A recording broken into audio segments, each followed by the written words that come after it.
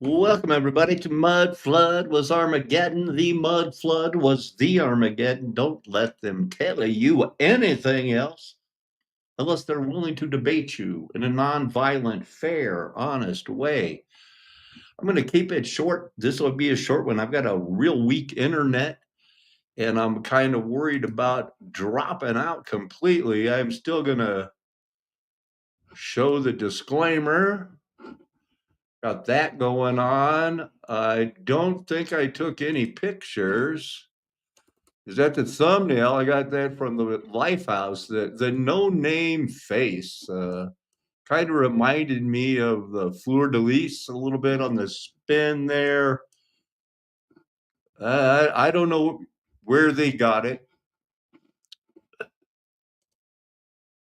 So Meghan Markle, the girl, isn't she married to the prince? This is a big connection to the Duchess of Sussex. Uh, very close friends with Jeffrey Epstein, and Deepak Kapoor was close friends with Epstein, and they released pictures of them together. That's Meghan, and this is Jeffrey Epstein's last girlfriend, the one that he was dating when he died. So I think that's all I got for today on the pictures. Let's just keep going here. This is interesting. Thousands of years. No, it's happened in just a few centuries. A thriving green paradise that had existed for millennia suddenly turned into a hostile desert, fast. And for the people living there, that must have been devastating. But now here's where things get really interesting. The collapse of the Green Sahara lines up almost perfectly with the sudden rise of ancient Egypt. It's, we haven't figured out, they don't. Tells us that the first true civilizations, like ancient Sumer and ancient Egypt, appeared at this exact time, around 5,000 years ago. But here's where things get strange. Ancient Egypt was in the Sahara, yet it seems to spring up just as the green period ends, precisely when the paradise turns to desert. Why? So after the flood, it took a little while for their tribes to build up and nations to establish. Egypt became a nation because Joseph, one of the coat of many colors, the favorite son, he's the one that, got the vision, made the deal. We should buy the land. There's going to be a famine. People didn't believe it because there was 7 years of plenty. A little bit more. The Turin King list and the Palermo stone give us our earliest timelines of Egyptian rulers. In all three cases, the Egyptians recount a past that extends not just a few centuries beyond the conventional timeline, but over 30,000 years. Yeah. So, there's a lot of weird stuff going on, but they know the Sahara was green only a few hundred years ago, not thousands. Not thousands. So something happened. The timeline we know, In we recent can't. decades, we've become aware of a terrible threat. A threat so terrifying and catastrophic, it has the potential to wipe out our entire civilization. But what's interesting is that we may not have been the first to realize this, because evidence suggests Earth. This revelation shifted our thinking on the threat of cosmic impacts. It became a real problem, worth taking seriously. However, I feel it's still somewhat underappreciated just how vulnerable we are. It's estimated that every year, Earth is hit by 6. So the Sahara Desert, and now, the ancient paintings, they show comets, and everybody's talking about it. Warned that Earth is woefully underprepared for an impact. In 2018, the B612 Foundation reported it's 100% certain we'll be hit by a devastating asteroid, but we're not 100% sure when. And later that year, that's some real vague, what they call humor, to make people think, well, it's going to happen. past geological and astronomical events. In 2004, a tsunami on Boxing Day swept across the Indian Ocean, killing thousands. One of the areas hit hard was the Andaman Islands. Scientists feared the indigenous All right. I mostly thought that they'd have some more good stuff on the extinctions. It seems he's really trying to work the evolution angle. explained by a cosmic impact. Firstly, a sudden return of Ice Age temperatures. After about 1400 years of warming, temperatures suddenly plunged 10 degrees Celsius at this exact time. This is the most dramatic and unusual cooling event in about 2 million years. Secondly, this time saw the mass extinction of large animals, called Again, their years are all wrong, but that something recently happened. It really did. Now, this guy, right? Socrates, Plato, is Plato's story of Aristotle. Atlantis. In Timaeus and Critias, Plato recounts knowledge passed down to him from Athenian lawmaker Solon of a lost city, Atlantis, that was destroyed due to natural disaster. Plato gives a very detailed description of Atlantis, right down to the measurements and structure of the city. Odd, considering this was supposedly philosophical allegory. But the most fascinating aspect is that Plato gives a precise date for the destruction of the city, roughly 12,000 years ago. Again, this is how they love to do it. They don't want to go with the Bibles. They know something happened. The ash, the Atlantis. Why does this ancient city keep coming up everywhere? Well, I mean the ancient symbol. A little bit. Here we go. Easter Island must be related to this, right? I mean, the Rapa Nui themselves in their origin story say they came from Hiva. Well, there's two islands named Hiva in the Marquesas, Hiva O and Nuku Hiva. And these are the statues you find on those islands, which are so similar to the Moai. So clearly those two must be connected, right? And so if we know those are connected, then maybe we can consider that, the art from Indonesia is connected as well, because that is also essentially in the same body of water. So once you start pulling the thread, I think that you start to realize, no, these really do all. Story, I guess, as an alternative researcher and his travels across the world documenting a very interesting phenomenon. So, firstly, Graham, how are you doing? Welcome to the channel. If you Doing could great. start Yeah, by thanks. giving us a little overview of who you are, I guess, and your background, how you got interested in history in general, how you got interested in alternative history, and what set you off on this journey to travel around the world and document the reoccurrence of this symbol that seems to appear all over the place. Yeah, the origin story. Let's do it. So when I was 18, I was going on a road trip and I picked up a book by Graham Hancock just because he had the same name as me. Um, didn't really have a strong interest in ancient history before that. This was over 20 years ago. And Underworld just totally blew my mind. He kind of examines the origins of civilizations around the planet, points out the inconsistencies and the anomalies, and then So he gives quite a introduction here. He was, could have done anything. Was into money though for a while. Got enough money to where now he can travel. necessarily, but the naval symbolism is everywhere on the island, and I became really intrigued by that, especially considering there's other navels of the earth. Delphi was considered the navel of the earth. Cusco in Peru with Sacsayhuaman, uh, that literally translates into navel of the earth. So it seemed like there was this naval connection around the world that I was beginning to get curious about, but hadn't really thought too much more about it until visiting Göbekli Tepe. And then I noticed that Urfa Man has his hands around his navel in the same position as the Moai, but also a lot of the T pillars also have their hands around their Very navel. Actually, if you could bring up the interesting. slide, this might be a great time. So there's Urfa Man, right? This is the oldest life-size statue of a human ever discovered. It's from the Tas Tepler culture, and it dates to nearly 10,000 BC. And then one thing I want you to notice is just the double V-neck garment that he's wearing. I never noticed the double V-neck garment. I guess they see him, find him everywhere. Some form of fertility or something else? Do you have any theories about what this? And you can keep going through the slides as well on all your different photos. But what do you what do you kind of what's your theory on what this could possibly suggest? Yeah, absolutely. So I think there's kind of two layers to the mystery of it. There's what does the symbol itself represent, and then why is it found in cultures around the world? Um, as to what it represents, a lot of these idols are listed as fertility idols in the museums where I photographed them. So fertility is absolutely a theme, but to say that these are simply fertility idols, I think is really just scratching the surface of an enormous iceberg. Similar to how if future archaeologists found figurines of Jesus on the cross and found him in Mexico and Japan and Peru and America, they might say, if all records were lost, but some fragments remain, they might say, oh, that was a creator deity.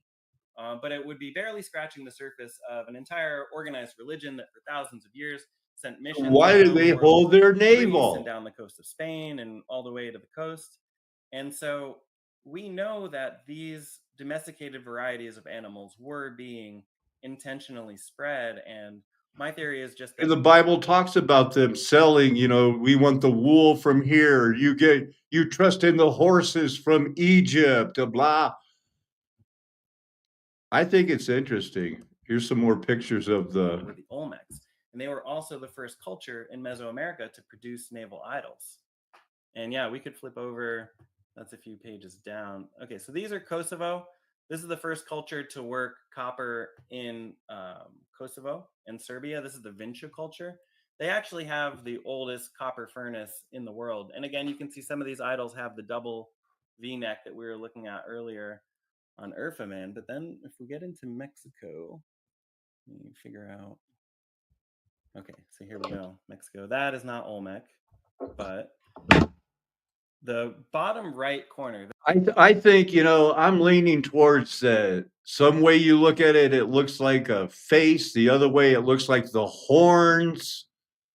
It's something. It just Interesting, the let solar it alignments around the let world. it I mean, there's wash over also you. evidence that contact was happening, and that it just seems like so much has gotten shared that to assume flatly that transoceanic content across the Atlantic, across the Pacific, wasn't happening is just it. To me, it feels ridiculous at this point. But I guess I am a pretty open-minded researcher.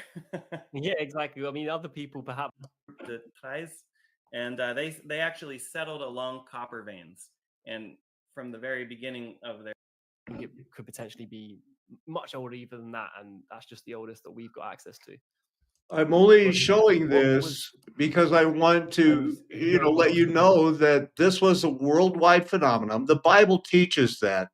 Everything we know about our history, they're lying. I mean, people that are following Satan haven't had their heart changed, don't want to look into it. The purses, the things.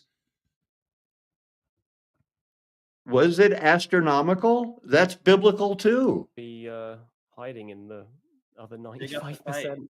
Jeez. Yeah, you could have Yeah, loads those of tree roots aren't going to be destroying the ruins anymore. Thanks, Jimmy. yeah, thank you, Jimmy. Thank you, Michael. Yeah, I mean, you could be finding naval idols in there, and then you'd have to write another book. Oh, I guarantee you they will find naval idols when they continue excavating the rest of the site. They're all over the place in the Tas Templar. Yeah, yeah. So one other thing I wanted to ask you about was it's connected to Göbekli Tepe, and actually you made this connection. You recently went to Menorca, and I'm kind of putting you on the spot here because I didn't know you were going to talk about this. But you visited Menorca, and I've seen a couple of the videos you posted from there, and it's fascinating, isn't it? How similar it seems to Göbekli Tepe. I mean, it's the classic T-shaped pillars, circular kind of enclosures.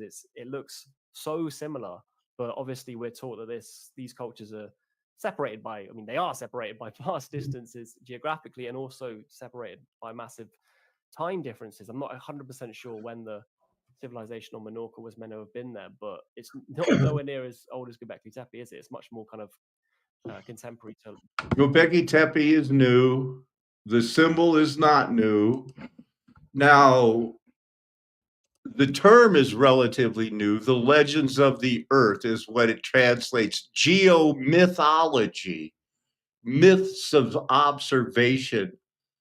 They called Natural University in 1968 so many different phenomena, aspects described all cross the fruited plain of comets, eclipses, meteor impacts. They all had very accurate calendars and folklore that told of these things.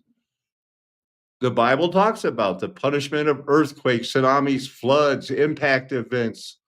Now, what they call fossils, they understood the ancient ruins and the ancient peoples.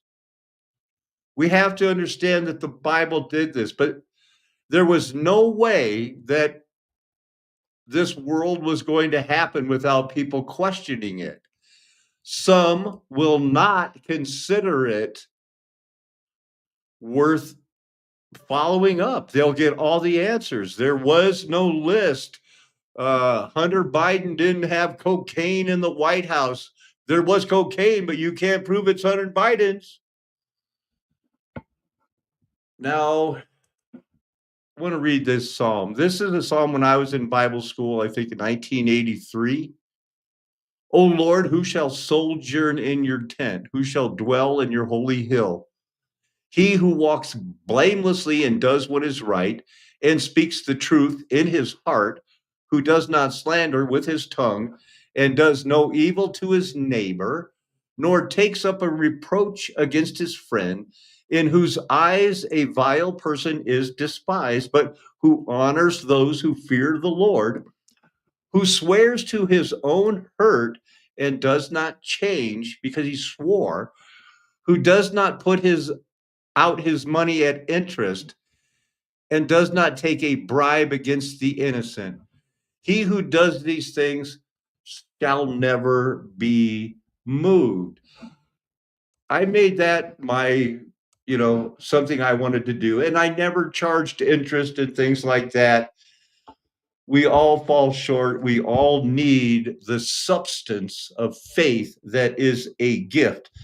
Now, the great lusting, I'm going to cover that more, talking about the false prophet Joseph Smith and the Mormon Masonic connection in a full video, Lord willing, on that, because they're here. The Mormons are here. They're still out west in numbers you can't believe.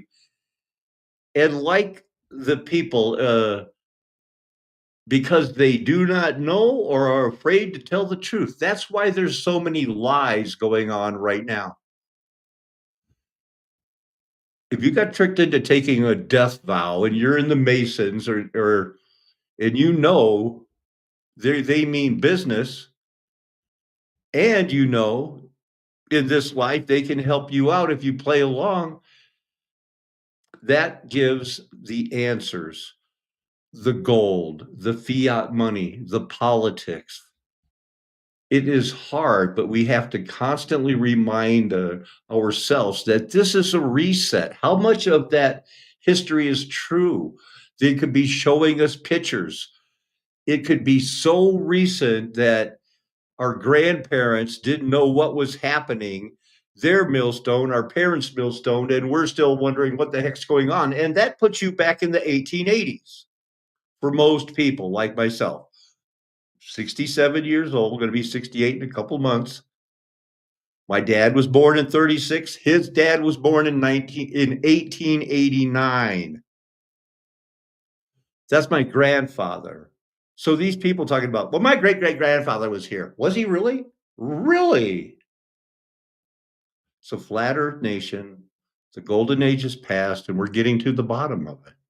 They added 1,000 years. They orphan trained our brains. Hegelian dialectic is only starting.